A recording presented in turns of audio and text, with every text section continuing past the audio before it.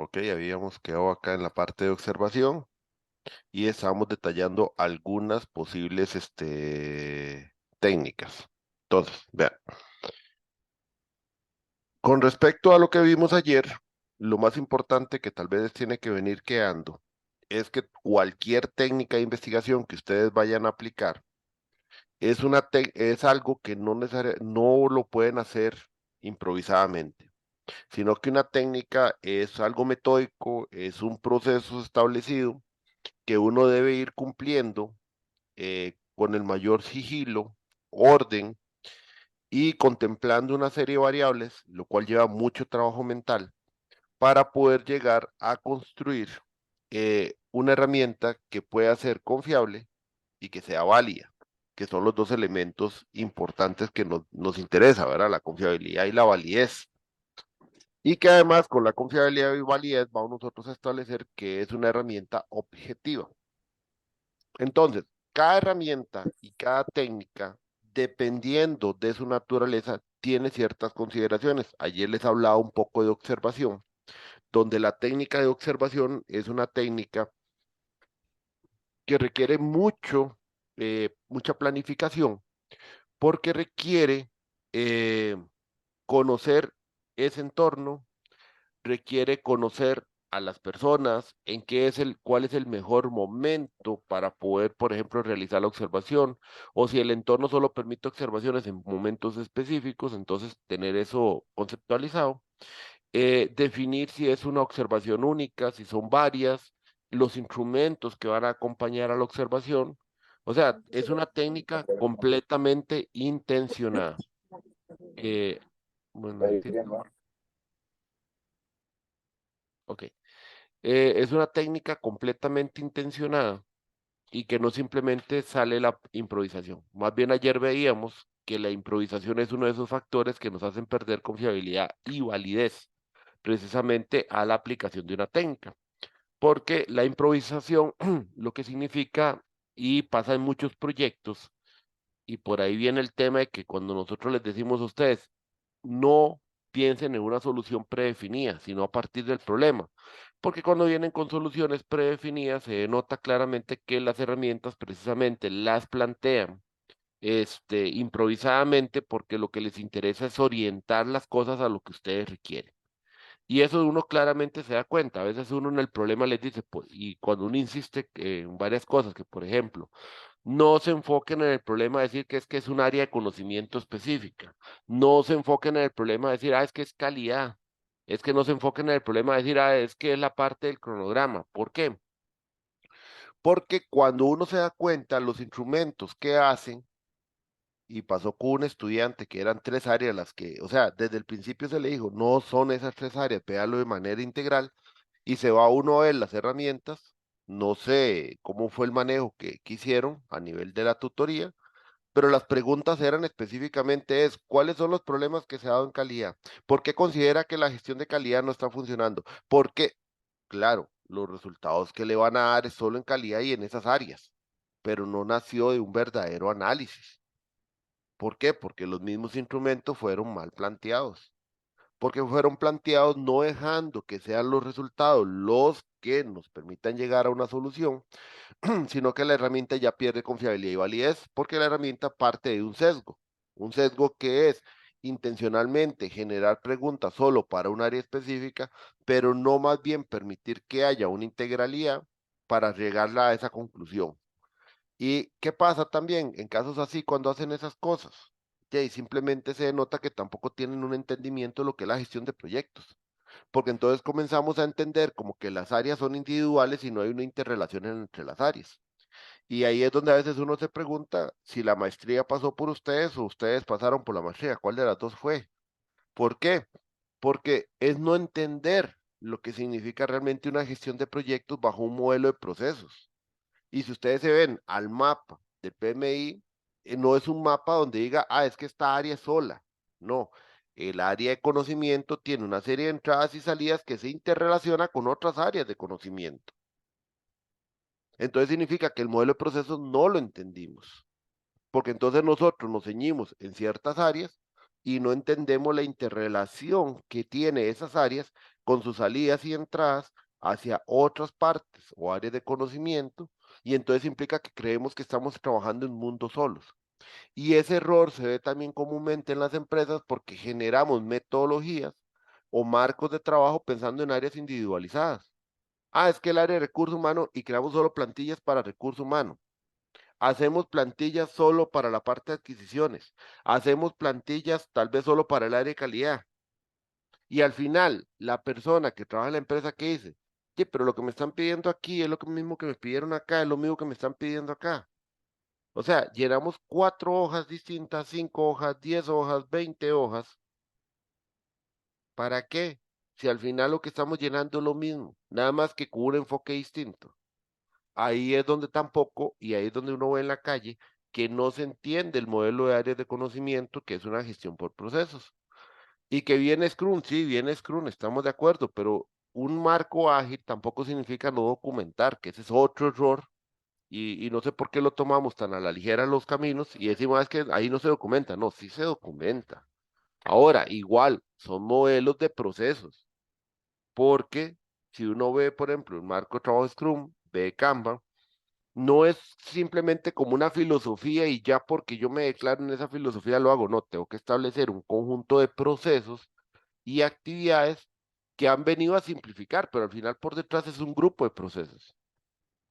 Entonces, ese grupo de procesos tiene actividades que cumplir, entradas y salidas, que no lo delimita por áreas de conocimiento, porque se entiende que hay una interrelación muy amplia, claramente, este, una interrelación muy amplia, o sea, que hay una interrelación de los diferentes procesos y demás, y entonces, eso lleva a que simplifiquemos porque no lo vemos por áreas de procesos, digo, áreas de conocimiento, pero siguen siendo un grupo de procesos.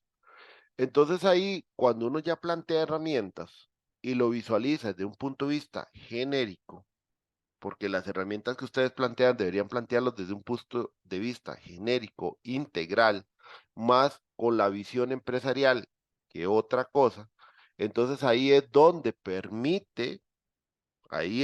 se permite, ¿cómo se llama? Donde se permite ver que realmente van a obtener datos que les va a permitir todo un análisis integral.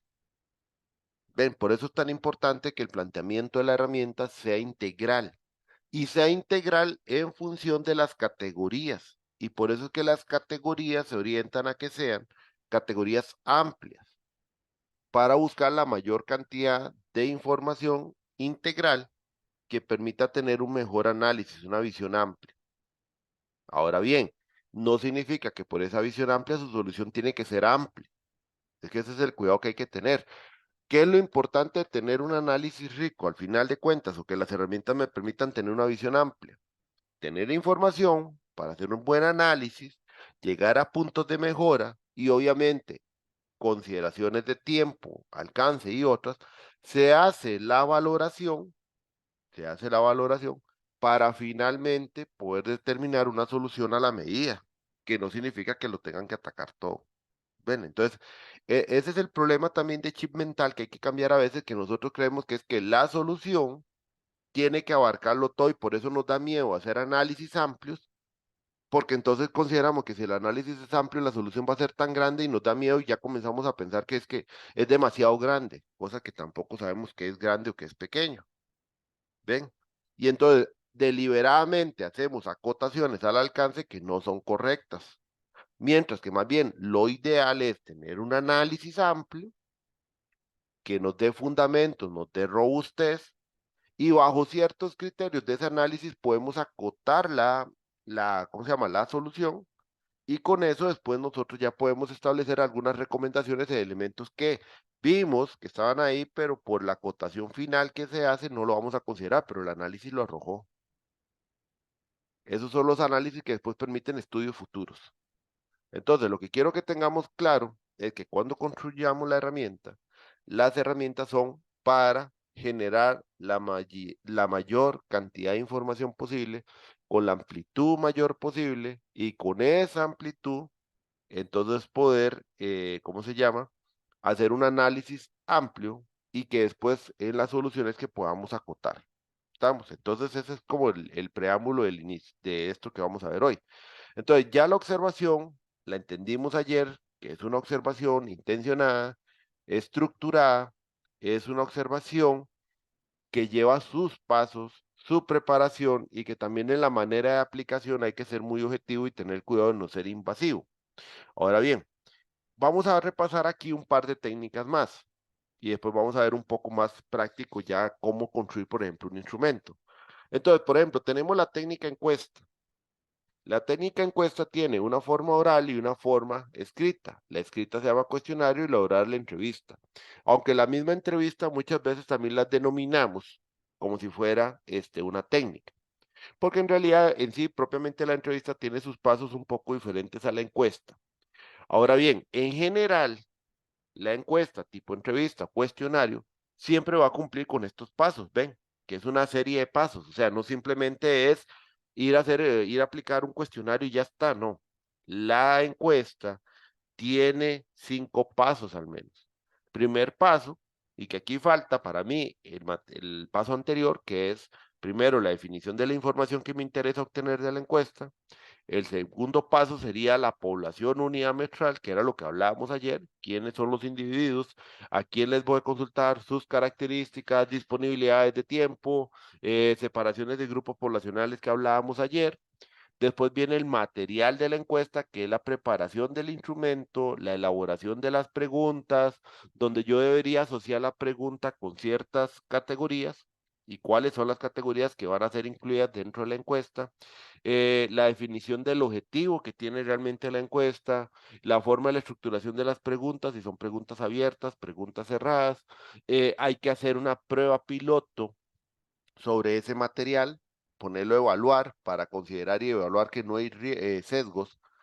Porque, por ejemplo, vamos a ver, ¿qué es un tipo de pregunta sesgada? Para que lo tengamos en cuenta. Me imagino que alguno de ustedes ha visto noticias alguna vez en su vida, porque obviamente en este momento estamos diciendo que ya uno ya con otras plataformas de televisión, streaming, otras cosas, uno como que ya noticias realmente prefiere no ver, y es la verdad. Pero ustedes han visto cómo los periodistas a veces realizan ciertos tipos de preguntas, porque los periodistas dicen, esto es una contextualización, y si hay un periodista conste, no tengo nada en contra de ustedes, no es un tema de eso, es un tema de que veamos los estilos de pregunta. Si ustedes analizan un poco la forma en que algunos periodistas realizan la pregunta, señalan que hay que hacer una contextualización, y es cierto, a veces hay que contextualizar una pregunta para obtener una respuesta más en cosas en vivo, pero a veces la contextualización consigue o lleva una carga emocional. La carga emocional es lo que se llama el sesgo. ¿Y a qué me refiero con la carga emocional? Se llama el sesgo. Ok, llega el periodista, por ejemplo, y le dice a una persona que se topa en la calle, ¿usted sabía que en Costa Rica actualmente el índice de homicidios ya superó al del año pasado en tanta cantidad, que eso es un porcentaje tal? ¿Cómo considera que está la seguridad en Costa Rica? O sea, estamos diciendo, sí, el hecho es real, estamos de acuerdo, pero lo que yo quiero que ustedes vean es que ese contexto que le dan a ustedes para poder dar una respuesta es un contexto que obviamente la respuesta que va a estar es una respuesta ya sesgada, porque el contexto está orientando a eso.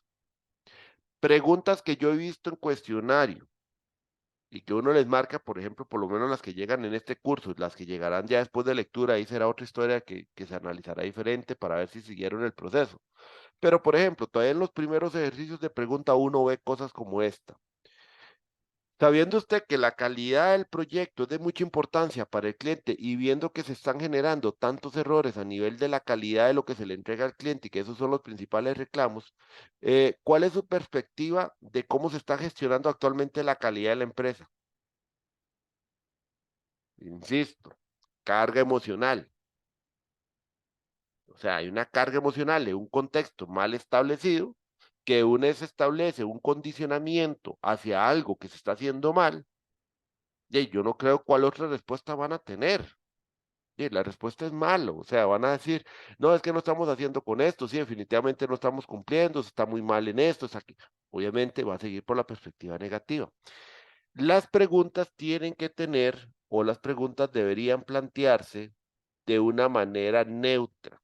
¿A qué me refiero con una manera neutra? Bueno, ¿cuál es su consideración o perspectiva sobre la calidad que se realiza actualmente en los proyectos? O no preguntar directamente calidad, sino desglosar el concepto de calidad en los elementos que nos interesan. Por ejemplo, eh, ¿está usted al tanto con respecto a las diferentes entregas que se realiza a los clientes y sus retroalimentaciones con respecto al producto? Entonces la persona le puede decir sí o no. Si dice que sí, favor ampliar qué es lo que está observado. Y decir no también de esa misma pregunta, bueno, de esas observaciones que usted ha analizado en los clientes, ¿cuáles considera que son los puntos principales en donde la empresa tiene oportunidades de mejora? Ven, es un planteamiento de manera positiva, no negativa, porque oportunidades de mejora, si bien sabemos que son debilidades, en realidad se vuelven los retos de la empresa. Ese es otro planteamiento neutro.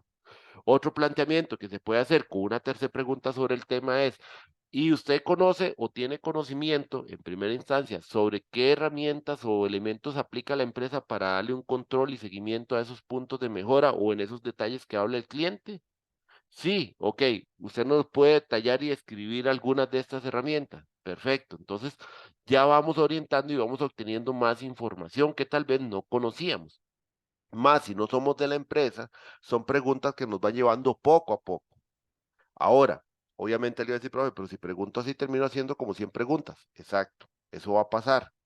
En el primer intento de hacer una herramienta, como en todo proceso que ustedes han visto, igual como dije en objetivos, se plantea una cantidad total de preguntas, pero siempre teniendo en consideración las categorías.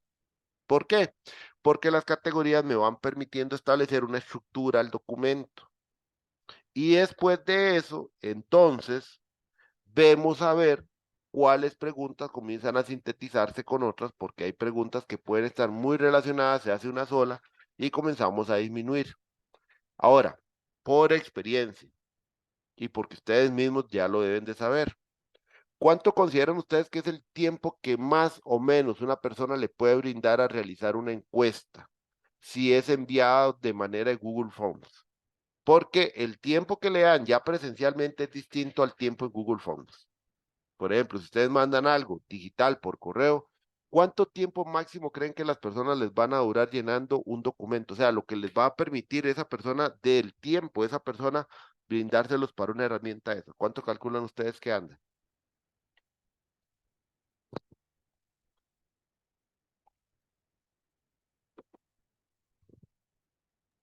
Si le das 5 minutos, yo creo que es mucho, digamos. Exacto. Anda como entre 5, 7 minutos, máximo 10 minutos. Ese es el tiempo máximo que una persona les va a brindar de su tiempo para llenar una encuesta cuando lo mandan por correo. Porque las encuestas que son este, ay, la palabra la tengo aquí, perdón, siempre se me olvida. Partes, medición. Ay, a mí siempre se me olvida esa palabra. Bueno, la cuestión es que la persona realiza porque sabe usar las instrucciones. Entonces, en ese tipo de casos anda de 5 a 10 minutos máximo. Entonces uno tiene que medir también que las preguntas sean de fácil respuesta y también sacar la información de una manera concisa.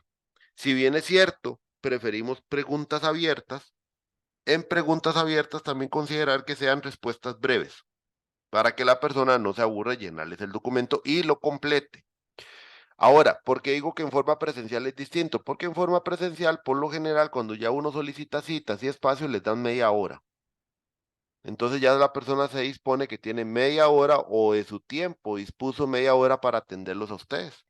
Entonces ya la persona está preparada mentalmente para decir media hora para responder preguntas. Entonces ven que la construcción desde ahí del instrumento, dependiendo de la modalidad de aplicación, va a variar. Y ahora, si es una aplicación virtual usando una herramienta tipo Teams, pero con una sesión sincrónica igual, ser media hora. O sea, lo que les digo es que todo mecanismo sincrónico donde nosotros como investigadores estemos de frente a otra persona siempre va a andar por media hora. Pero cuando las personas se lo autoaplican solo, porque uno lo que hace es un envío para que la persona lo realice, ahí no va a pasar de 5 a 10 minutos. Eso es para que vean la diferencia solo ahí. ¿Ven? Y esa es la tercera parte. ¿Cuál va a ser el mecanismo de aplicación? Todo eso tengo que planificarlo. Entonces vean la importancia o vean más bien todos los temas que hay que considerar. Relación con las categorías, el tipo de pregunta, la forma de la redacción de la pregunta, el tipo de trabajo digo, la forma de aplicación de la encuesta, y los medios que van a usar. Y eso solo para llegar a aplicarlo. Y luego viene la parte del tratamiento estadístico. Y eso no lo había mencionado porque ahí viene la otra parte. Cuando uno realiza las preguntas de este cuestionario, también tiene que ir pensando una vez cómo lo voy estadísticamente a procesar. Obviamente, si yo hago solo preguntas cerradas, como sí o no, uno, dos, tres, cuatro, cinco, es más fácil de hacer un tratamiento estadístico porque vamos a comenzar a sacar tal vez gráficos y cosas así que nos va a mostrar tendencias, de acuerdo, pero puede ser que la información de preguntas cerradas se nos quede a un nivel muy arriba y no profundicemos qué es lo que a veces buscamos. Entonces, es donde viene precisamente el consejo de que ustedes tienen que buscar ese punto intermedio entre lo que sea información fácil de tabular con información que le genere profundidad de análisis. Porque tienen que una vez desde la preparación del material visualizar el tratamiento estadístico que le van a dar. Ahora bien, con la parte del tratamiento estadístico, tal vez me voy a adelantar un poquito a la parte de procesamiento. Con la parte de tratamiento estadístico es muy importante que cuando preparen la encuesta tengamos claro cuál es el tipo de variable que estamos preguntando. Si estoy preguntando un elemento de indicador, como por ejemplo, que en una pregunta yo le diga, bueno, en su percepción, ¿cuánto porcentaje de 0 a 100% le otorga a la organización en temas de cumplimiento de entrega de valor al cliente? Y ustedes le dan esa libertad de poner cualquier valor entre 0 y 100, eso es una variable continua. Entonces significa que ahí están considerando un indicador continuo. Si es un indicador continuo y yo se lo pregunté a 50 personas, significa que yo voy a tener 50 valores, pero al ser un indicador continuo, pueden trabajar estadísticas sobre elementos continuos, que eso significa sacar promedios, pueden sacar desviación estándar, pueden hacer hasta una distribución probabilística de esos valores por lo que las personas consideran. Claro, poniéndole claro que el 0% es nada de cumplimiento y el 100% completamente que cumplen todos los casos, 50% que cumplen en la mitad, para que la persona tenga una orientación más o menos de dar un valor que considere en esa escala, dejándole claro que es 0, 100 y 50, tal vez los 3 puntos o los valores. Y entonces les permite trabajar con variables continuas. Pero si la pregunta lo que contempla es una perspectiva cualitativa usando escalas Likert, por ejemplo, como por ejemplo decir, ¿cuál es su percepción con respecto a la gestión en general que realiza la empresa en los proyectos? ¿Cómo? Regular o muy mala, mala, regular, buena o muy buena, y le dan 5 valores, y estos valores le van a dar una escala del 1 al 5. Estos números no son variables continuas, se llaman variables discretas, porque no hay valores intermedios. Ahí no es válido, por ejemplo, aplicar promedios. ¿Por qué no es válido aplicar promedio? Porque jamás van a sacar un promedio que les dé 3.5. ¿Qué significa eso en una escala donde no hay representación del 3.5? Ah, profe, que está entre regular y bueno. No, no, no, no. Eso significa no entendimos las variables. No entendimos lo que yo estoy preguntando. Si estamos preguntando una escala Likert, el único gráfico que nos permitiría representar eso se llama un gráfico de barras. Y es un gráfico de barras para poder establecer valores como la moda, que es el valor que más se repite. O sea, ¿cuál es el grupo poblacional y en dónde ven que está el mayor valor? Puede ser que tal vez de 50 a 30 dijeron que estábamos en regular, ok. Entonces, mi moda significa que la mayoría de personas, porque 30 y 50, que viene a ser más o menos el 66%, consideran que la empresa se encuentra en un estado regular. ¿Y por qué consideran que es regular? Porque señalaron aspectos como A, como B o como C. Eso es ir haciendo el análisis de información, pero entendiendo la variable. Entonces, cuando uno plantea ese tipo de preguntas, también tiene que ir pensando por eso el tratamiento estadístico y entender qué tipo de variable estoy poniendo para saber cuál es el tratamiento estadístico que le voy a hacer a esa pregunta. Y todavía va algo más allá, porque el análisis no es poner todo, si hay algo 50 preguntas, poner 50 gráficos, no, eso no es análisis. También cuando yo elaboro el material de las preguntas, tengo que ir pensando también la correlación que hay entre las variables. ¿Por qué? Porque, por ejemplo, yo puedo hacer preguntas con respecto a características de los proyectos. Puedo hacer preguntas con respecto a las herramientas y técnicas de gestión de proyectos que estoy aplicando. Puedo hacer preguntas en función del conocimiento del recurso humano, pero yo también tengo que ir pensando cómo dentro de esas preguntas va a haber una interrelación de ellas para después, por ejemplo, hacer un análisis. Por ejemplo, yo le pregunto a los individuos cuál ha sido su tasa de éxito de cumplimiento de los proyectos, igual de 0 a 100%. Pero yo puedo tener otra pregunta más adelante que le pregunte cuál es su experiencia o formación en proyectos. Entonces, las personas me contestan que tienen, no sé, de 0 a 2 años, de 1 a 2 años, de 3 a 5 años. Yo puedo hacer un cruce entre esas dos variables y pudiera analizar, por ejemplo, quiénes tienen mayor tasa de éxito, los que tienen más años o los que tienen menos años. Entonces puede ser que si yo llego a concluir de eso, que de los resultados obtenidos, los que tienen más formación en proyectos son los que obtienen mayores tasas de éxito, me lleva entonces que un punto de mejora que ocupa la organización y considerando que tal vez el 80% no tiene formación, entonces es que tenemos que trabajar la formación de las personas. Pero porque hay una correlación de variables, hay un cruce entre las variables. Entonces también el material o la encuesta no es para ir analizando cada variable individualmente como si estuviera en un mundo independiente, como les decía yo con el tema de áreas de conocimiento. No funciona de esa manera. Es que tenemos que ver lo que es como relacionado. Entonces, mis categorías también se van relacionando entre ellas para realmente yo tener una visualización que me lleve a puntos de mejora concretos. Igual pasa con la parte de beneficios, igual pasa con la parte de portafolio. O sea, el punto es que la herramienta tiene que estar construida con tal intencionalidad que yo entienda también cuál es la perspectiva de análisis que después yo voy a aplicar sobre esos resultados y poder hacer esos cruces que van a enriquecer más todavía el tema de la posible solución. Porque, por ejemplo, si bien es cierto, en el problema ya entendimos cosas que nos están llevando al problema, tenemos que profundizar en esas cosas para saber qué exactamente, porque ahorita, si ustedes mismos leen su problema, y como tal vez algunos me entendieron que al final es una reacción un poco más concreta, es porque en realidad estamos nada más como viendo la punta del iceberg. O sea, estamos viendo apenas por encima para demostrar que hay un problema, pero no hemos profundizado en las raíces o en esa parte oculta del iceberg, porque ahí es donde está realmente lo que tenemos que trabajar. Y eso es lo que hacen estas técnicas. Porque también a veces se confunden, no, pero ya en el problema yo dije todo lo que hay que trabajar. No, el problema es un acercamiento a una situación inicial. Estas técnicas que estamos aplicando es porque vamos a profundizar en esa situación. Ahora, alguien puede decir, profe, ¿y qué pasa si yo encuentro que tal vez lo que yo puse en el problema no exactamente, aunque el problema sí es el mismo? Ok, se mejora el problema manteniendo esa visualización general y atendemos realmente lo que a profundidad estamos encontrando aquí. Recuérdese que por eso el capítulo 1 es una propuesta, porque lo que estamos es demostrando que hay un problema. El análisis no es para demostrar un problema, es para profundizar en ese problema y encontrar qué elemento es el que tengo que trabajar, cuál es el elemento que yo tengo que dar solución como tal. ¿Ven? Eso es lo que separa el análisis de lo que es problema, para que no lo confunda. Y por eso es muy importante toda esta reacción que se haga de la herramienta. Entonces vean que desde la preparación del material para allá, yo ya tengo una visión de todo lo que tengo que hacer a posterior en los 3 pasos siguientes.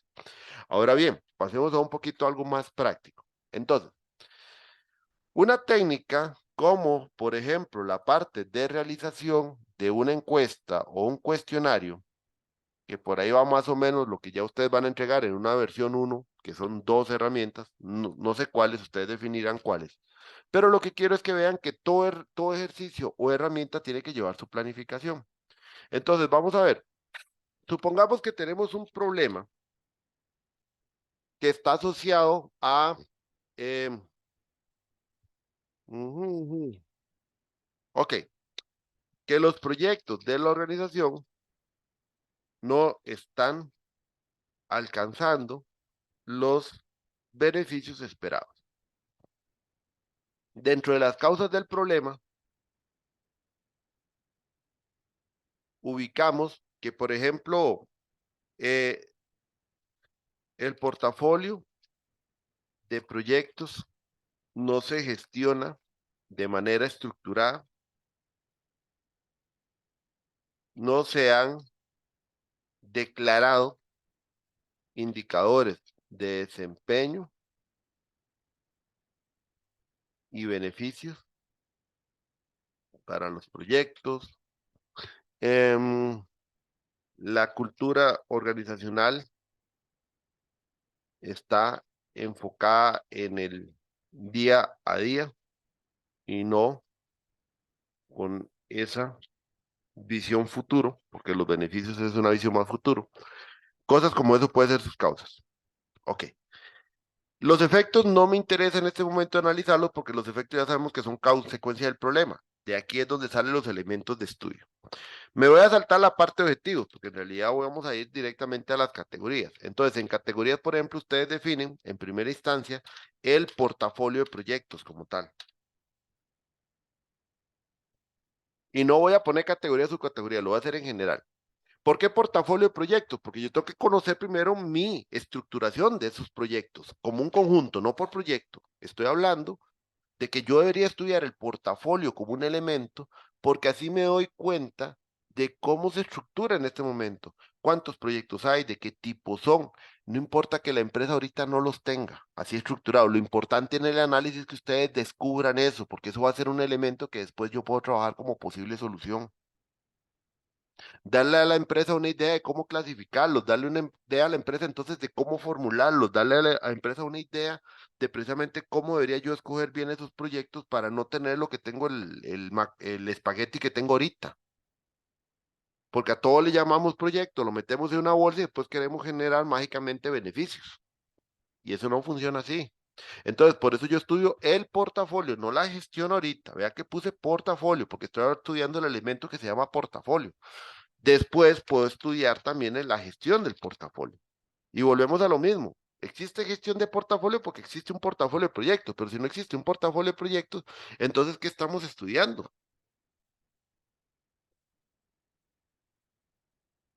Porque no podría estar estudiando una gestión de portafolio si no tienen un portafolio como tal. ¿Ven? Ok, entonces, pero es que estoy viendo una cosa. Ok, ok, entonces, tenemos portafolio y gestión de portafolio.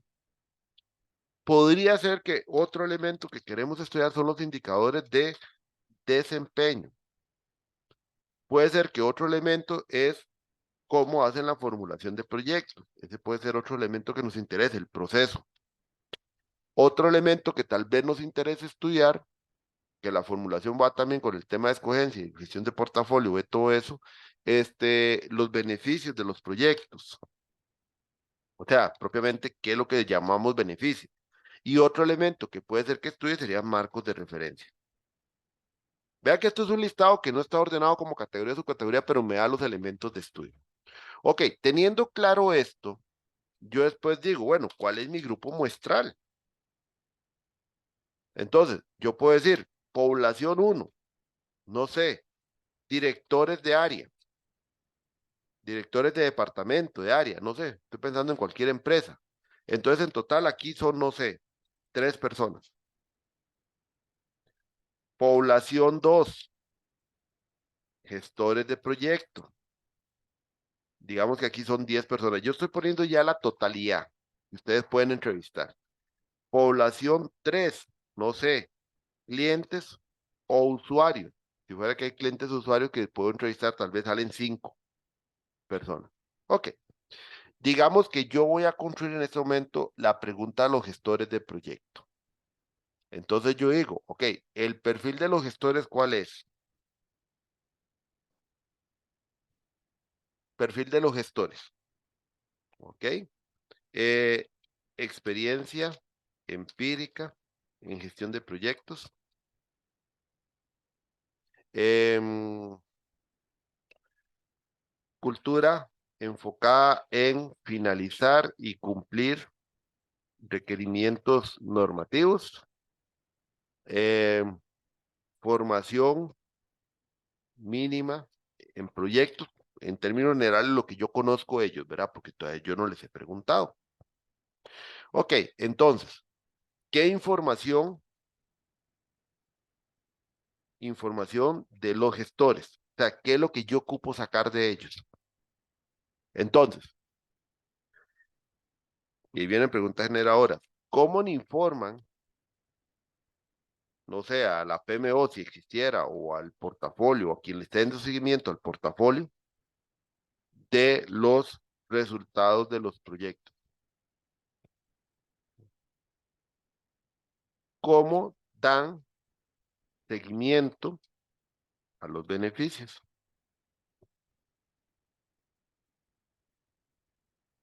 ¿Qué herramientas aplican para darle seguimiento a los beneficios? O sea, estas son mis preguntas, no de las herramientas, son mis preguntas de la información, de lo que yo tengo que responder, porque es la información que al final yo quiero recoger de ellos. Entonces, por ejemplo, ¿esto qué sería? En términos generales, rendición de cuentas. ¿Esto otro qué sería? Seguimiento a beneficios, ya como tema. ¿Esto otro qué sería? Herramientas de gestión con enfoque en beneficios. Otra pregunta, ¿cómo gestionan las expectativas de los interesados? Porque en los beneficios entran mucho los interesados. Entonces aquí estamos viendo el tema de expectativas de interesados, que de cierta manera, vean que aquí podemos ir hablando de relación con esto. Por ejemplo, rendición de cuentas, ¿con qué se asocia? Indicadores de desempeño. Seguimiento de beneficios, beneficios de los proyectos. Herramientas de gestión. Entonces, esto sería gestión de portafolio y de proyectos, por ejemplo. Y expectativas de interesado, lo podemos revisar con respecto, podría ser, o beneficios de los proyectos también, beneficios. Entonces, significa que si yo hago algo relacional entre los perfiles, entonces lo que significa lo siguiente, insertar una pequeña tablita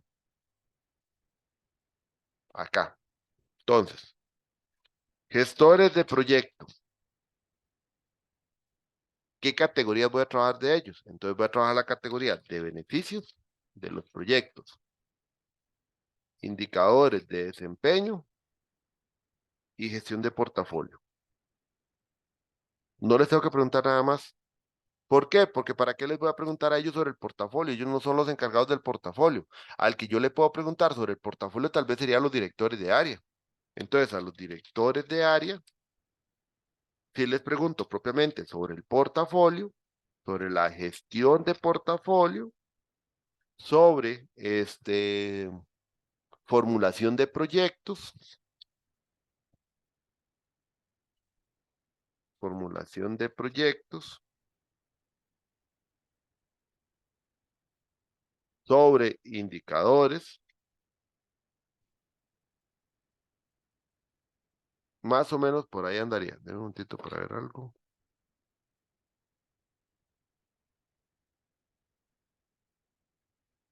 Deme 2 minutos.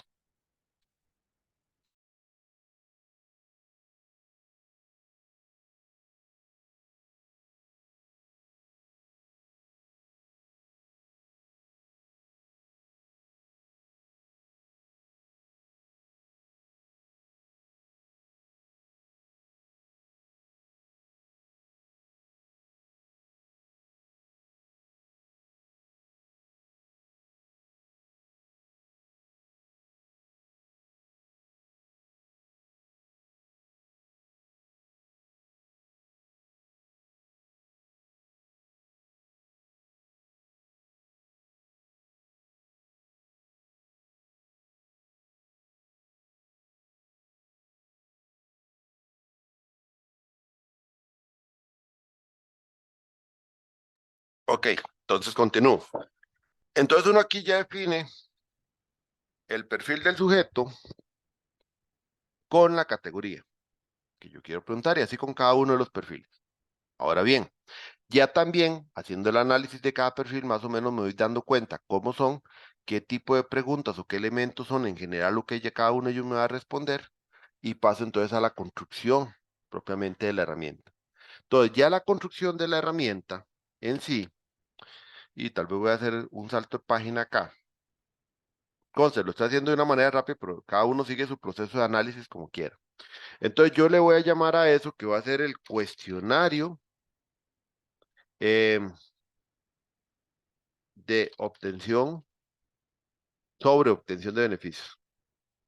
Sobre obtención de beneficios. O sea, el cuestionario tiene que tener como quien dice un nombre. O sea, el cuestionario debería tener un nombre.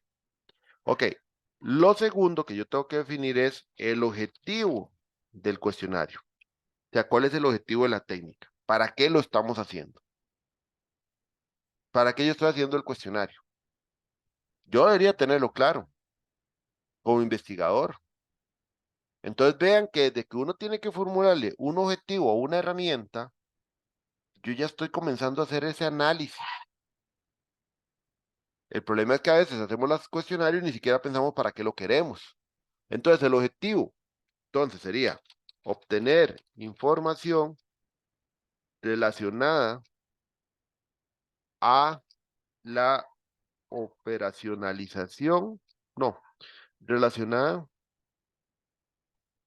obtener información relacionada a la consecución de beneficios en los proyectos desde la perspectiva de los gestores de proyecto. Consta, aquí no viene un tema del qué, cómo y para qué, porque eso es un tema más de objetivos de investigación. Este es un objetivo propio de la herramienta.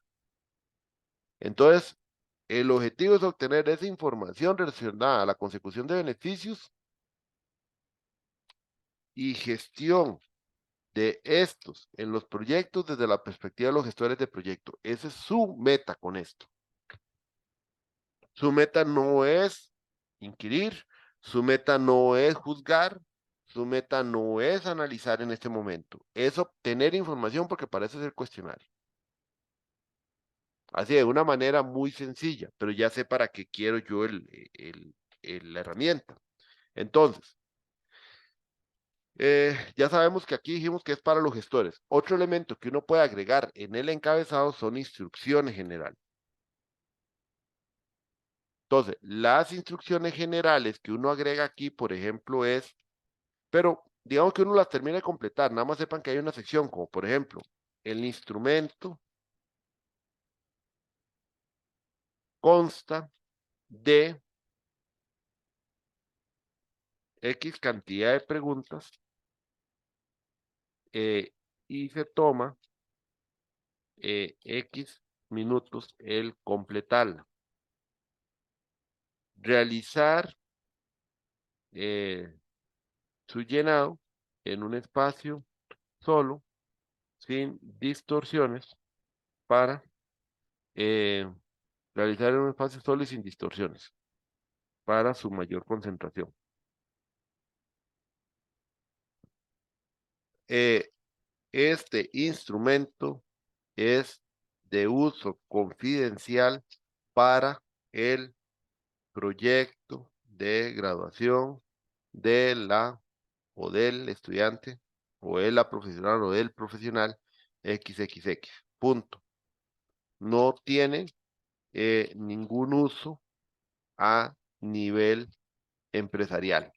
Por ejemplo, eso a veces es importante para que la gente sepa que ahí no se van a hacer preguntas. Ok, ahora, ya cuando tenemos más o menos ese encabezado, lo que sigue y lo que deberíamos tomarnos un tiempo es, ok, esto va a trabajar sobre estas tres áreas, o estos tres elementos. Estas son mis categorías o lo que yo quiero estudiar, porque ya definimos para quién es desde acá y ya sabemos qué es lo que vamos a preguntar, pero ahora sí, ¿cuál de estos elementos o cómo debería yo empezar el cuestionario? para poder tener el mejor orden y no comenzar a después a lanzar preguntas que sean preguntas repetitivas.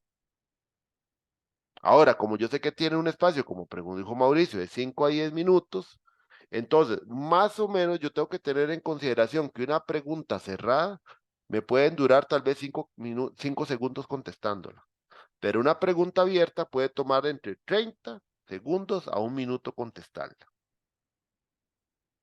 Entonces, tomando en cuenta eso y sabiendo que esos 5 minutos, yo tengo que comenzar a calcular más o menos, o de 5 a 10 minutos, más o menos la cantidad de preguntas.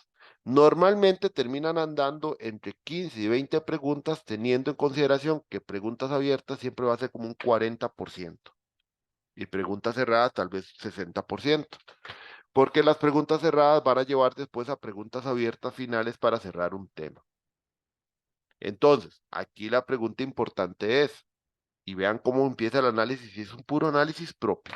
Aquí no es que voy a ir a buscar una herramienta y un autor y me va a decir, no, el autor le va a decir, vaya a lo general a lo específico. Perfecto, está muy bien. Pero teniendo claro que yo quiero estudiar esto, la pregunta y conociendo el perfil, yo que me tengo que hacer, ¿cuál es? Ok, ¿cuál sería una pregunta rompehielo de este tipo de cuestionario que luego me permita ir avanzando desde temas que ellos manejen hasta temas que no manejen?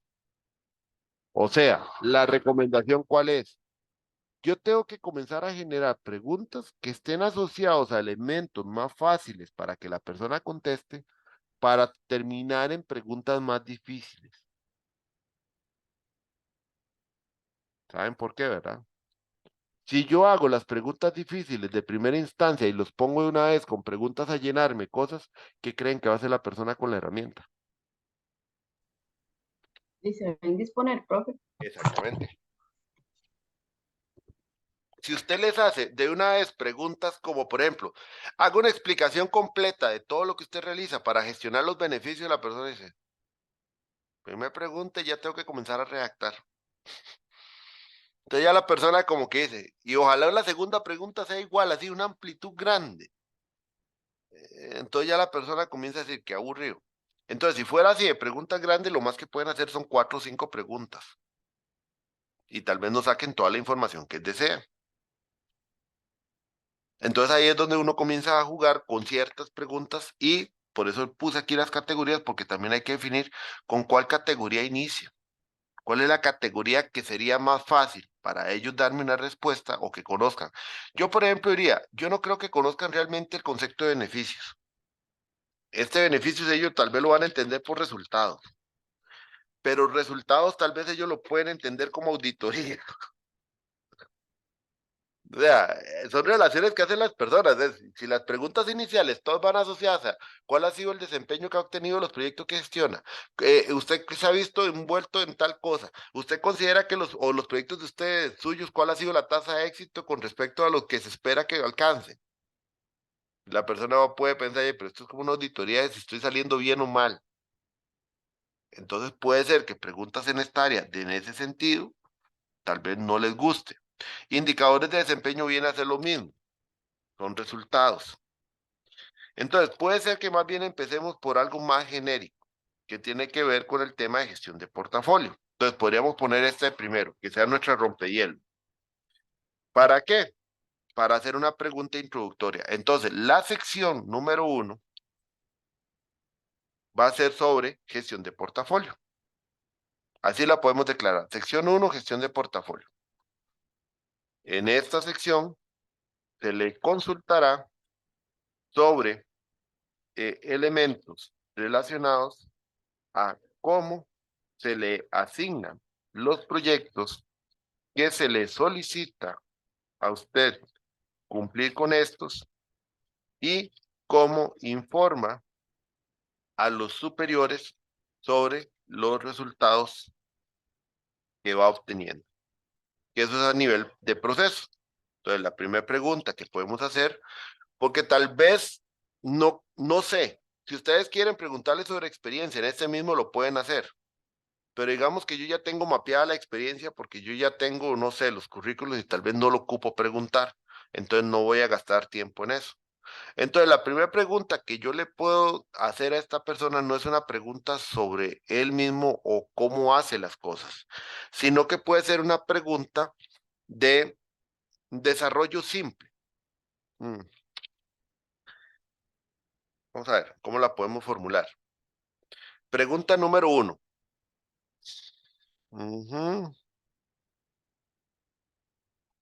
Algo así sencillo. ¿Conoce usted el proceso mediante el cual se realiza la asignación de los proyectos a los directores de proyecto? Entonces aquí podemos poner, perdón, sí,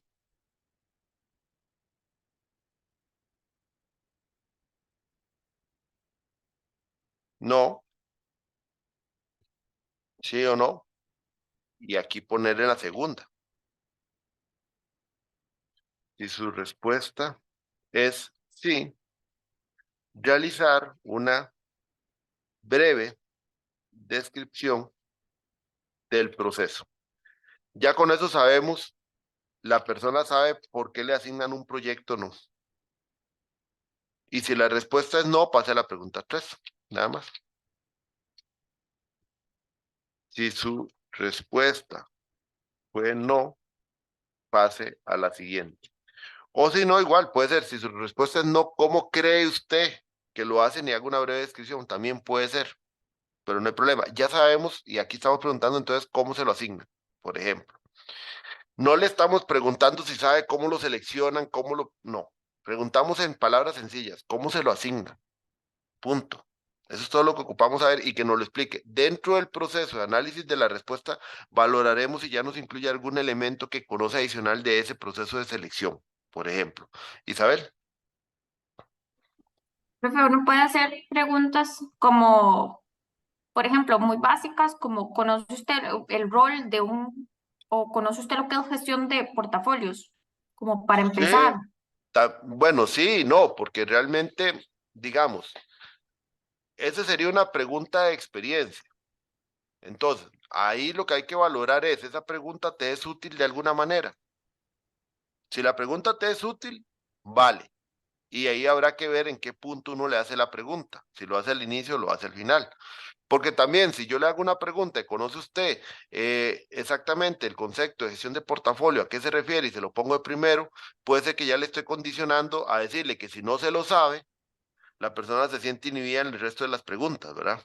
A como puede ser que yo le venga preguntando de cosas en generales y después le hago la pregunta al final si él puede definir o ella puede definir el concepto de gestión de portafolio, y entonces yo lo que puedo hacer es que, conociendo si lo puede definir o no, valorando todas las otras respuestas, puedo decir, mira, la persona hace actividades, pero no logra definirlo. O la persona tiene un concepto muy claro, pero lo que él hace no tiene nada que ver con portafolio. Entonces también me puede servir al final. Ahí lo que hay que valorar es realmente la pregunta te genera valor hacerles una pregunta conceptual o no, dependiendo del enfoque que tenga la herramienta. Porque si la herramienta sí incluye alguna valoración, sobre todo para ver si su experiencia o si ellos dicen que sí son conocedores de gestión de proyecto, y entonces yo les hago preguntas conceptuales para ver si realmente conocen o no, o simplemente es que dicen que conocen, pero realmente no conocen, que es para eso el análisis, entonces ahí puede ser valiosa la pregunta. Igual, yo no considero que preguntas conceptuales haya que hacerlas al inicio, yo las veo más como al final, porque yo ya le he sacado toda la información y al final ya les pongo tal vez alguna pregunta conceptual, nada más para después yo hacer una valoración. ¿Ves? Eso es lo que yo vería, digamos, a nivel general, cómo aplicarlo. Ok, ok. Ujú. Gracias, profe. Profe, y después si quiere me puede pasar este Word. En realidad yo nada más lo veo porque cada uno tiene que armar su propio Word. Entonces, cada uno de ustedes, yo nada más lo que dejo es la grabación para que ustedes pues vean algunos posibles pasos, porque ya cada uno tiene que valorarlo con respecto a su proyecto. ¿Ven? Porque herramientas de herramientas hay muchas. Estas son herramientas cuando uno las construye propio. Obviamente, en algunos casos de ustedes que ya han aplicado alguna herramienta de madurez de OPM3, tendrán más elementos sobre los cuales preguntar.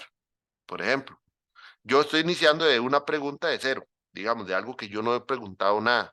Pero algunos de ustedes, cuando ya han aplicado madurez y tienen un resultado preliminar, ya tal vez tienen ciertos puntos específicos sobre los cuales consultar. ¿Ven? Ok, ahora sí. Pasamos a una tercera pregunta en esta sección. Digamos que esta sección tal vez tenga máximo un par de preguntas. También habíamos dicho que algo que nos interesaba conocer de la parte de gestión de portafolio tenía que ver con herramientas de gestión propiamente. Entonces, aquí puede ser otra pregunta que le hagamos. Em, Igual, pregunta de sí o no rápida. ¿Aplica o vamos a ver? Pongámoslo más bien de esta manera. Dentro de su forma de gestionar proyectos, incluye algún, alguna herramienta, pongamos así, alguna herramienta que le permita dar seguimiento a los resultados del proyecto en función de las metas que le asigna, eh, en función de las metas que le indican cuando se le asigna el proyecto, asigna el proyecto. E igual, puede ser una pregunta inicial, puede ser una pregunta inicial. A ver, no sé por qué puse. A ver. Ok, una pregunta inicial de un sí, no, pero esta tal vez no le pasamos a otra pregunta, sino que le ponemos aquí. Si aplica, realice una pequeña descripción. Entonces ahí nos puede dar y hacemos un espacio pequeñito nada más. Realice una pequeña descripción de lo que aplica.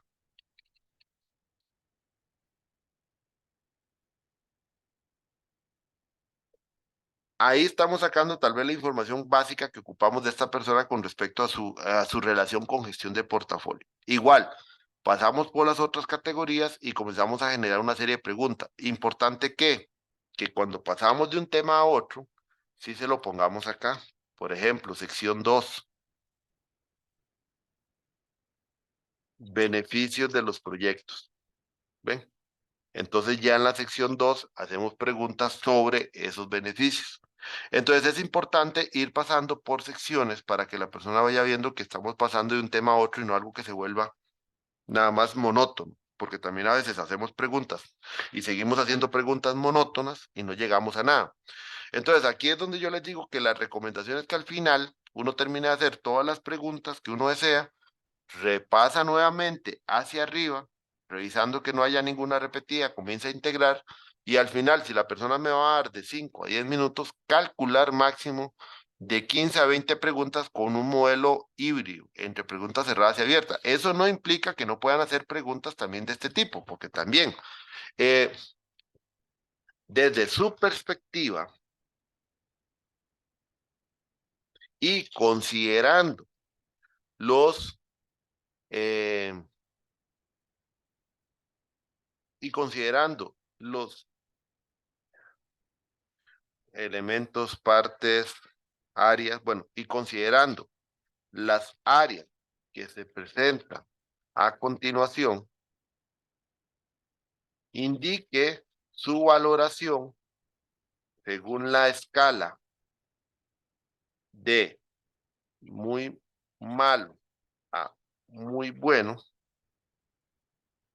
cómo ubica a la empresa en cada aspecto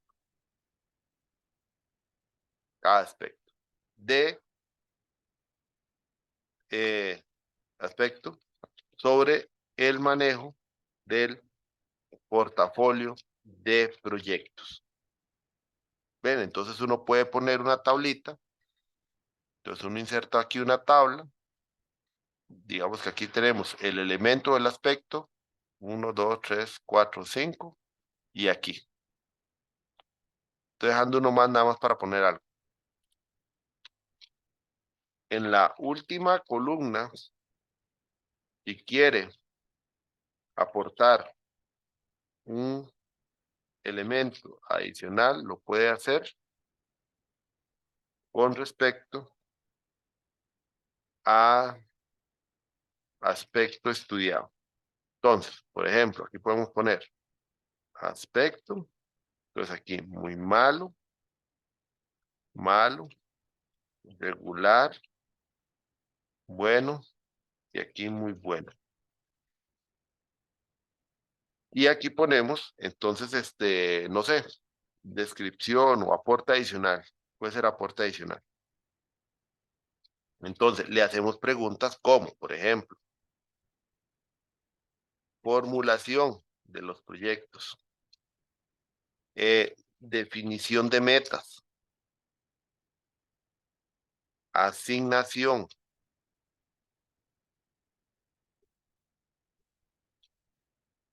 control y seguimiento de los proyectos. Entonces yo les puedo preguntar que la persona me haga un marque con X acá, digamos, me va poniendo X, puede poner muy malo en varios o muy bueno, y si tiene alguna consideración adicional. Entonces, estos cuadros también sirven para resumir algunos aspectos y de una vez yo voy sacando información adicional y esto no se llena, esto no se dura mucho llenando. Entonces es muy rápido para la persona nada más ir poniendo aquí la X y lo que considere. Y con esto abarco varios aspectos en una sola pregunta. Eso resume también y disminuye mucho el tiempo. Ese es otro tipo de pregunta. Esta es una pregunta más tipo matriz que normalmente no agregan esto, que también esa es otra manera. Y entonces podemos dejarlo así y aquí adicionalmente en una siguiente pregunta, le ponemos algo así.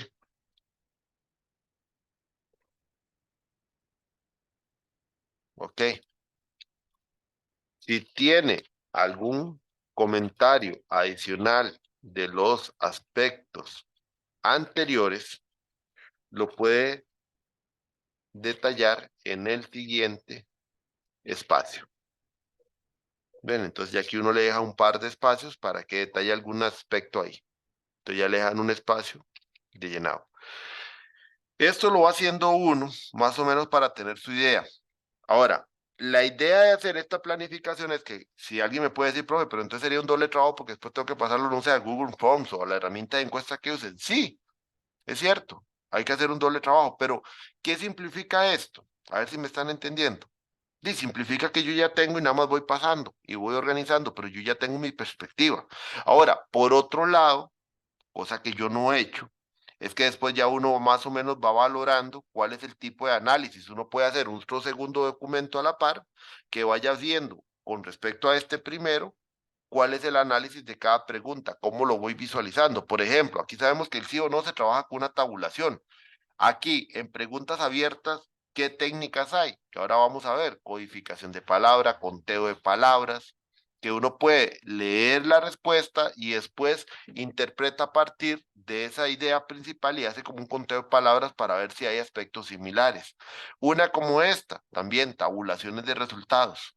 Y después esto sirve para hacer comentarios o en la redacción del análisis propiamente.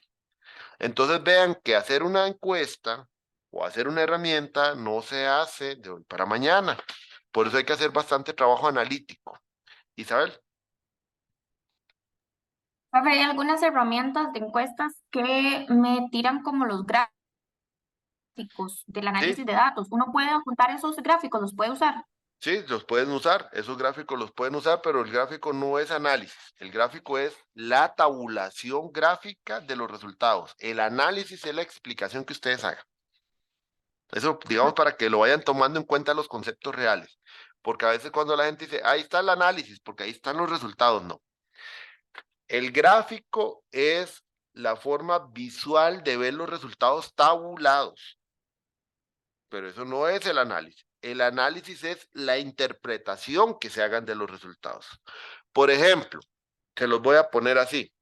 Ustedes vieron la última encuesta, no sé si están enterados de la última encuesta del CIEP sobre la imagen del presidente, ¿verdad?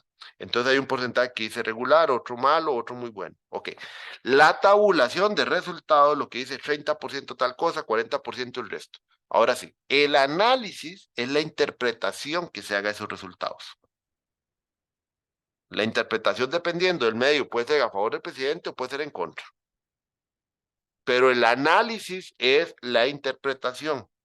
Y la interpretación de resultados, no sé si ya me están entendiendo, no hay una única versión.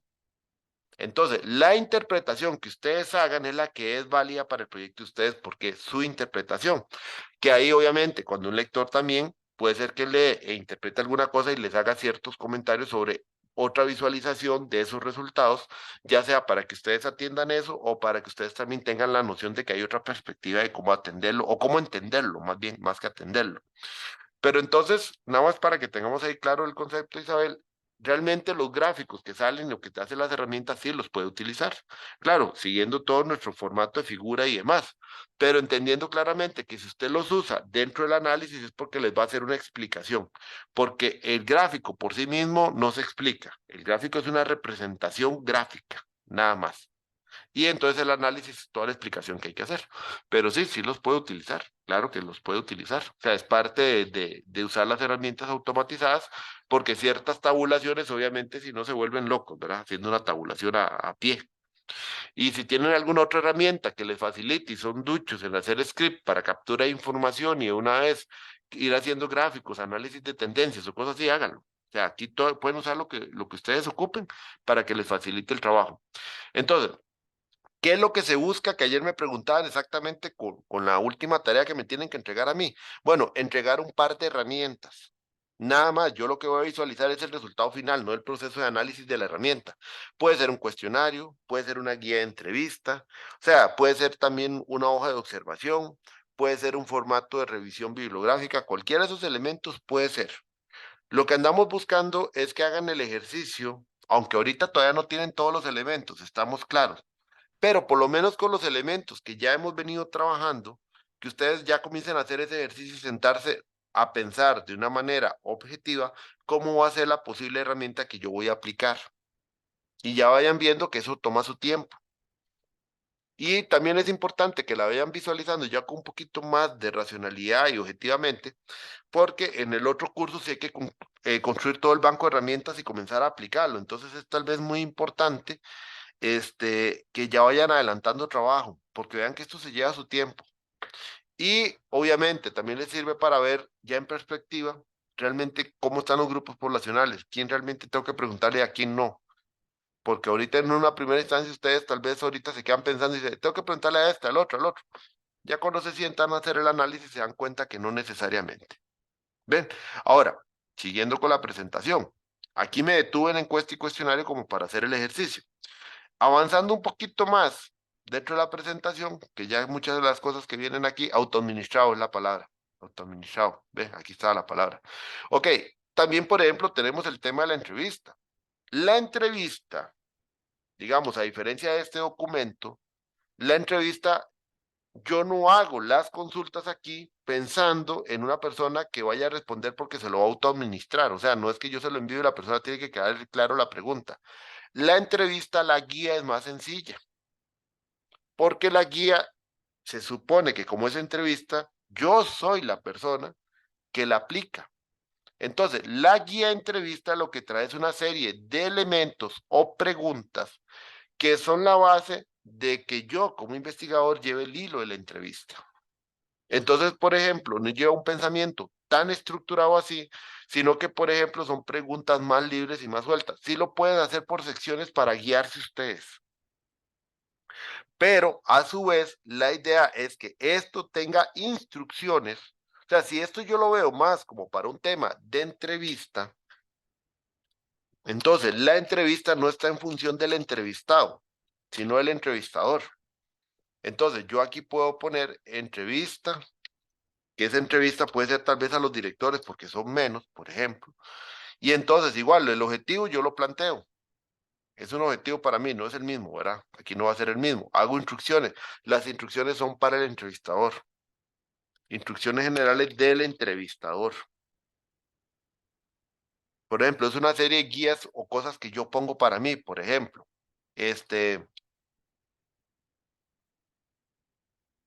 permitir en todo momento, al entrevistado sentirse cómodo. Este, indicarle al entrevistado el tiempo de duración de la entrevista. Planificado 30 minutos. O sea, son instrucciones para mí. Y las preguntas, o esto que pongo acá, no es pensando en una persona, sino es para mí. Entonces, gestión de portafolio.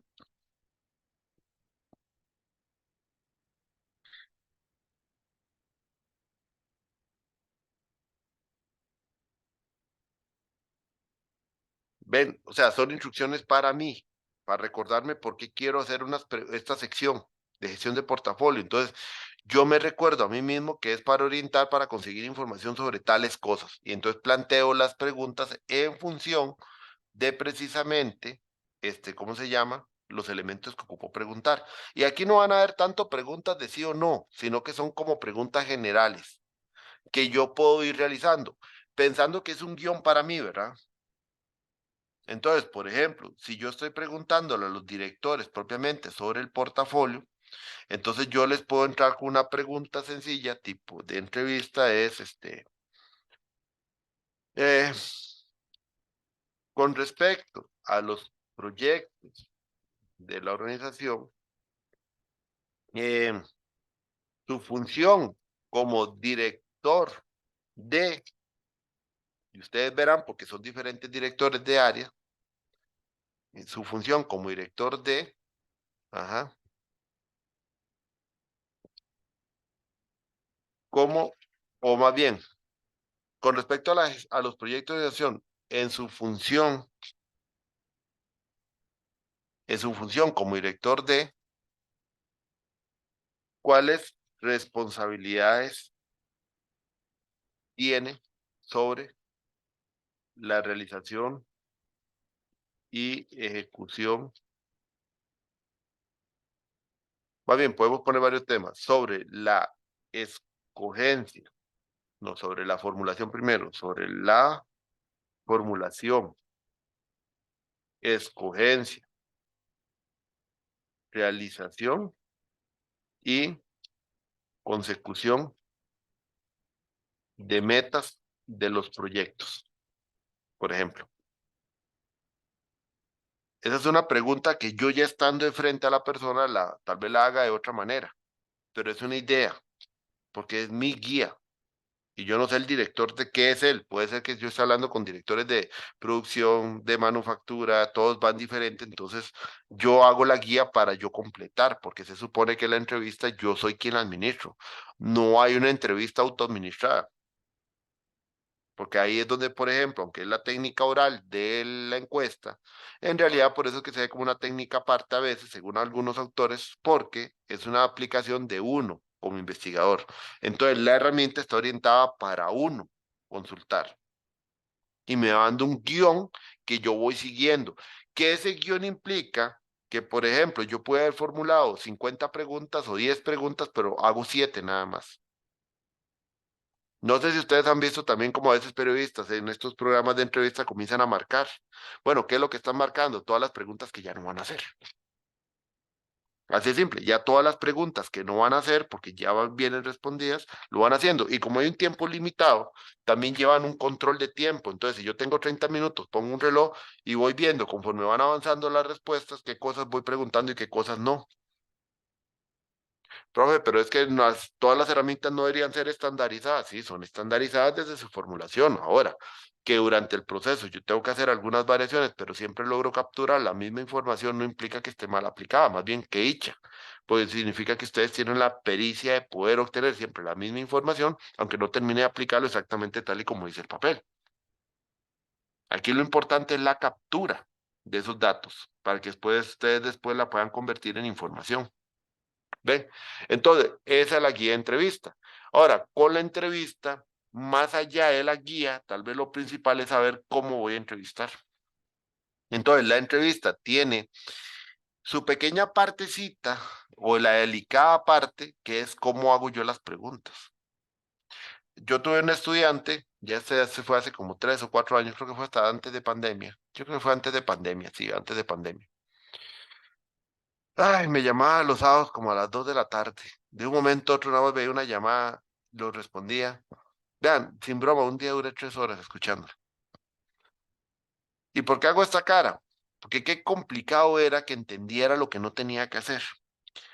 Las herramientas las planificaba bien y ya uno le daba todo el consejo de cómo aplicar y todo. Bueno, la cuestión es que se iba a aplicarlo y después me llamaba para decir, vea, profe, me fue así, pero esa gente no sabe lo que está haciendo. Yo en plena entrevista le decía que todo estaba mal hecho. Le digo, ¿cómo? En plena entrevista yo le estaba diciendo que todo estaba mal hecho. Sí, no, yo le fui a decir de una vez, es que ya me iba dando respuesta y le decía, no, es que usted no sabe lo que me está hablando. Vean, yo me quedaba a veces como blanco, pálido, asustado, no sé ni qué cara ponía. Y un día nada más me acuerdo que ya en ese día que duré 3 horas, yo como a la media hora le digo yo, vean, una pregunta. Y no lo sacaron a patadas de ahí. No, ¿y por qué? Le digo, porque usted no está haciendo una entrevista, usted fue a juzgar. Y una entrevista no se juzga, que fue lo primero. Ahora, yo no sé si te van a aceptar dar más información, pero con esa actitud yo no le daría a usted más información. Sinceramente, usted lo que debería hacer es ir a otra vez a esa área o ese lugar, disculparse por su actitud y comenzar a ver si puede remediar de cero. Pero ya usted, o sea, tiene un prejuicio elaborado que las personas van a tener un prejuicio tuyo. Y eso es la parte delicada de la entrevista. La forma en la cual yo lo administro, cómo aplico, cuál es mi actitud, cómo voy yo sobre el entrevistado.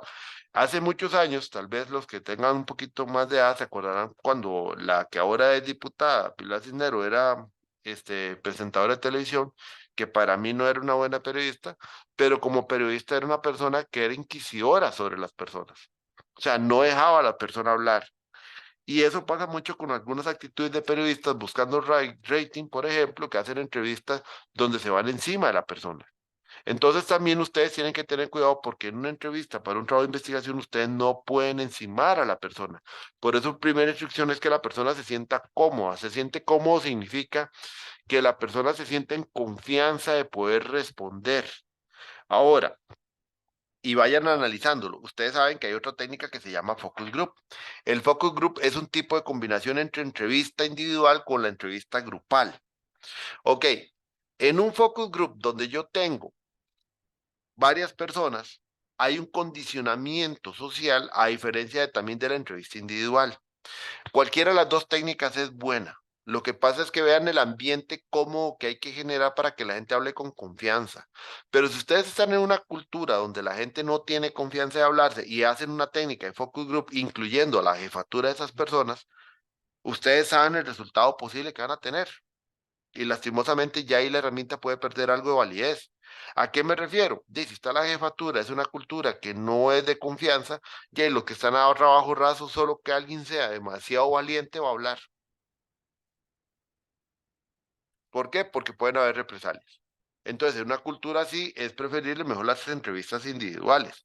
Ahora, si es una cultura donde hay confianza, se hablan de frente y no hay ningún problema, entonces más bien yo les digo, hagan un focus group, optimizan el tiempo y hacen un solo trabajo en conjunto. Y sigue siendo una entrevista, nada más que es un focus group, un grupo focal. Y esa es otra técnica, que el grupo focal incluye dentro de sí mismo un trabajo en equipo que termina siendo una guía de trabajo o un trabajo guiado a través de, por ejemplo, técnicas como entrevista. Porque un focus group puede incluir también técnicas dentro de sí mismo, como por ejemplo lluvia de ideas. Entonces, por ejemplo, yo puedo iniciar una guía de trabajo para un focus group o una lluvia de ideas sobre un tema específico, porque el focus group yo les digo, bueno, el tema que vamos a tratar hoy específicamente es lo de los temas de los beneficios de los proyectos. Entonces, vamos a hacer una lluvia de ideas sobre qué elementos han visto ustedes con respecto a los beneficios, sobre cómo se llevan a cabo, cómo se gestiona, si se controlan o no, si se logran o no, y ustedes vayan poniendo ideas y vamos a hacer una lluvia de ideas sobre los elementos principales. Después de que hacemos la lluvia de ideas, comenzamos a buscar los papelitos, integrarlos para ver los temas principales y entonces sobre los temas principales comenzamos a trabajar en grupo para conocer cómo estamos y qué elementos valoran, debemos mejorar como si fuera nuestra situación deseada. Y vamos a trabajar sobre los mismos elementos que ellos nos dan. Entonces, la herramienta del focus group es muy general sobre instrucciones de trabajo, usando como técnica inicial, por ejemplo, la lluvia de ideas. Porque entonces, cuando yo llevo una idea sobre qué temas quiero tratar, tengo que validarlos con respecto a esa lluvia de ideas. Porque yo no les voy a preguntar temas que tal vez para ellos en su momento no es importante. ¿Qué pasa? Sí, mi planificación cambia porque tal vez tal tema ya no lo voy a tratar. De acuerdo, no hay problema. Buscaré otra técnica donde aplicaré sobre eso porque a mí me parece importante. Pero en el momento del focus group nos centramos en los elementos que el mismo grupo nos está dando para darles confianza, porque si yo en el focus group comienzo a tratar temas que ellos no están viendo y se los impongo, lo primero que van a preguntarse es, ¿y entonces para qué nos puso a hacer una lluvia de ideas? Ahora, hay focus group que no llevan lluvia de ideas. Entonces, el focus group inicia de una vez con alguna actividad rompehielo, digamos, algo muy general de presentarse, algo así, para generar confianza, y entonces después planteamos cuáles son los temas. Entonces planteamos una pregunta generadora amplísima para que cada uno valore sus respuestas. Por ejemplo, podríamos iniciar con una pregunta generalísima que sea, bueno, de los proyectos que estamos generando o trabajando, ¿cuál en general cree que son los principales beneficios de estos proyectos? ¿En qué se enfocan directamente? Bueno, entonces que cada uno comience a decir en términos generales. Ya cuando planteamos de qué es lo que nos estamos enfocando, entonces planteamos la siguiente pregunta. Bueno, ¿y cómo entonces estamos buscando, procurando alcanzar esos beneficios que ustedes mismos están mencionando? Igual, una ronda para que cada uno exprese su opinión, se puede hacer un momento de discusión entre los puntos, uno va anotando, va apuntando y también uno puede encontrar, digamos, a veces puntos disímiles o puntos similares y ahondar un poquito más sobre eso y hace la siguiente pregunta sobre eso. Entonces, la guía del focus group habla más de temas generales que realmente de preguntas específicas. Pero entonces está en la habilidad de ustedes como entrevistadores dentro del focus group, como maestros dentro del focus group, igual que en la entrevista. La habilidad de ustedes de cómo hagan las preguntas manda mucho en el éxito o no de la aplicación de la entrevista.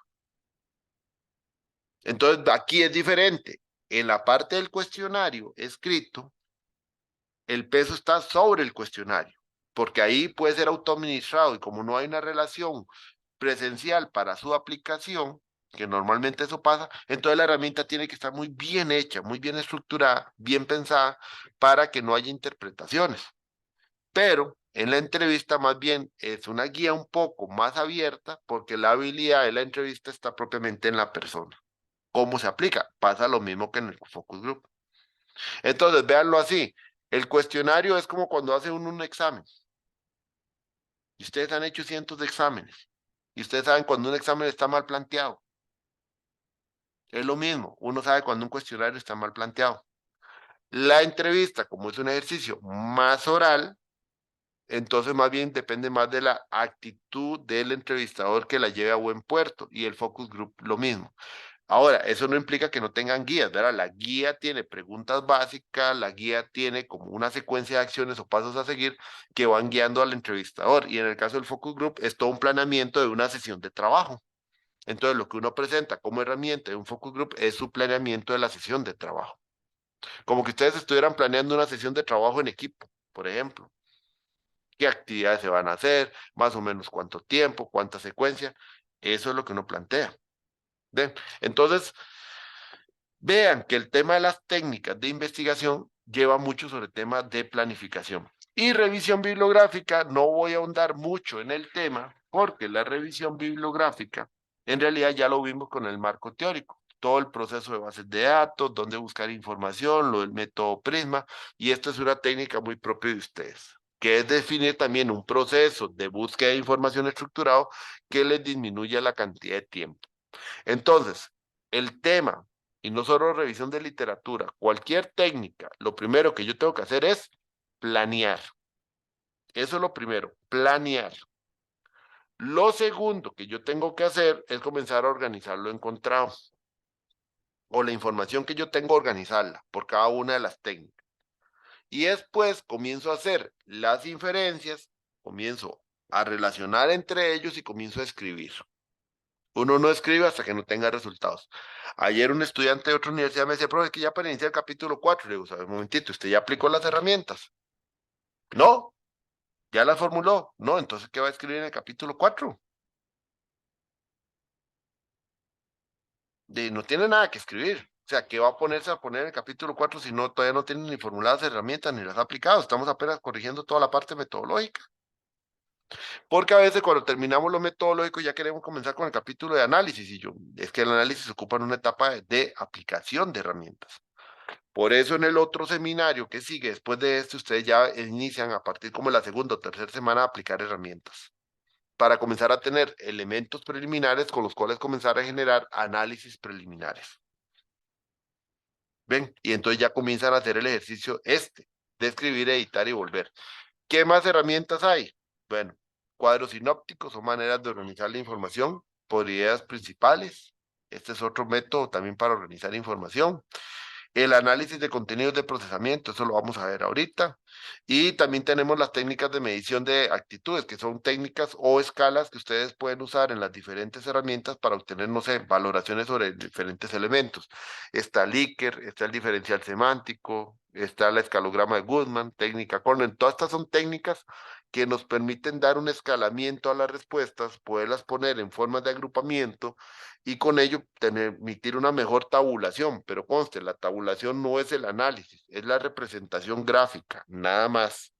Entonces, por ejemplo, la de Likert ya la conocen. Por ejemplo, cuando planteamos una escala Likert, lo más recomendable es trabajar con 5 niveles.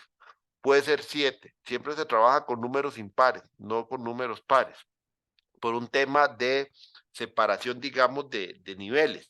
Si uno trabaja con menos de 3 o trabaja con 3, el problema es que, por ejemplo, si yo pongo bajo, medio o alto, los rangos de interpretación son muy amplios. Cuando estos niveles van bajando, por ejemplo, van aumentando a 5, ya como que el rango de interpretación, por ejemplo, entre algo fuerte o muy fuerte, ya comienza a generar un poquito más de perspectiva de análisis. Puede ser 7 como máximo. Lo que pasa es que también tener muchos niveles, también conlleva una mayor cantidad de procesamiento y diferencias muy, muy específicas. Entonces, normalmente para un escalamiento tipo Likert se utilizan 5 niveles. Por eso que normalmente ustedes ven 5 niveles. En otras utilizan 3, pero ya a veces es por un tema más de rapidez de análisis o de tabulación. El diferencial semántico trabaja de manera similar, solo que trabaja con escalas negativas positivas, con el 0 siempre en el centro. Y lo que establece son como dos antónimos. Entonces, por ejemplo, establecemos el muy malo y el muy bueno. Y entonces tabulamos con escalas numéricas, por lo general con negativos y positivos, para tener tal vez gráficos de distribución donde veamos elementos negativos y positivos.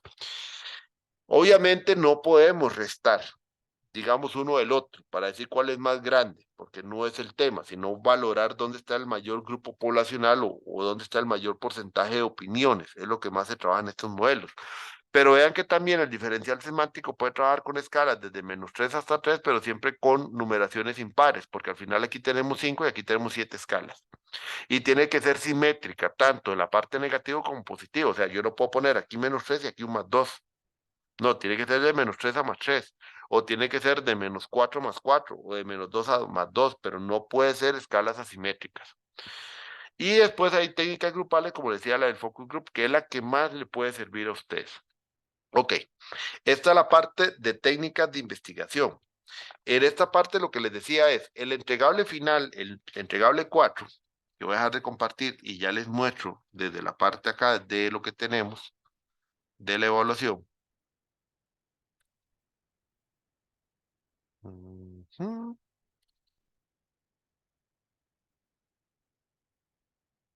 Ujú. Ok, está.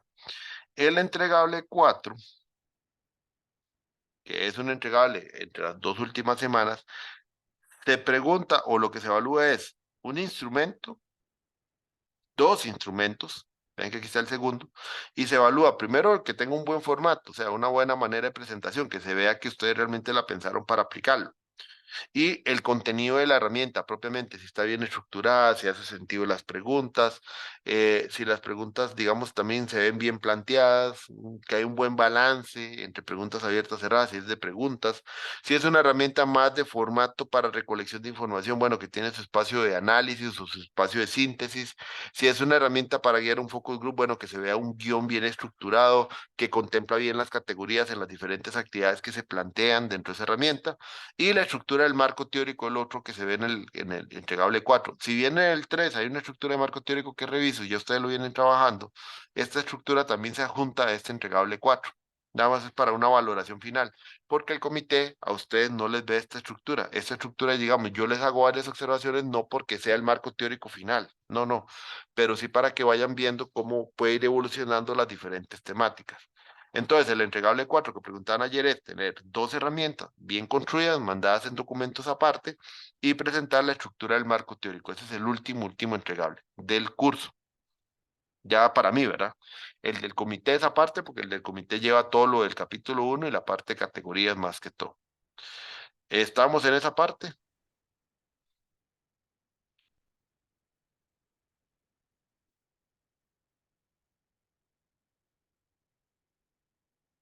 ¿Dudas? ¿Consultas? Y no, profe. Por el Ok, momento no, creo que vienen más adelante. ok, vamos a hacer esto. Dame un toquecito para ver algo. Es que tengo la otra presentación de procesamiento. Ok, sí, no. Esto sí tengo que explicarles un poquito más. Ok, entonces vamos a parar aquí 20 minutos. Más o menos a las 10 volvemos a conectar. Voy a iniciar la parte de procesamiento. Voy a ir terminando como 10:30, 10:45, más o menos, para después quedarme con los compañeros que ya me han solicitado atención hoy. Y con eso finalizar yo como a las 12. Entonces, vamos a parar unos 20 minutos por si quieren darse, como levantarse un poquito, porque ya llevamos 1 hora y media viendo técnicas y de esa manera tomar un poquito de aire. Entonces, a las 10 nos volvemos a conectar y vemos la parte de procesamiento. ¿Estamos?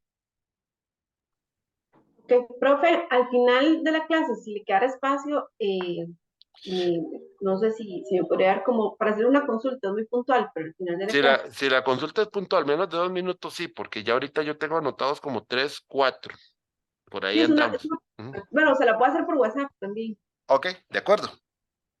De acuerdo, gracias. Bueno, entonces paro grabación.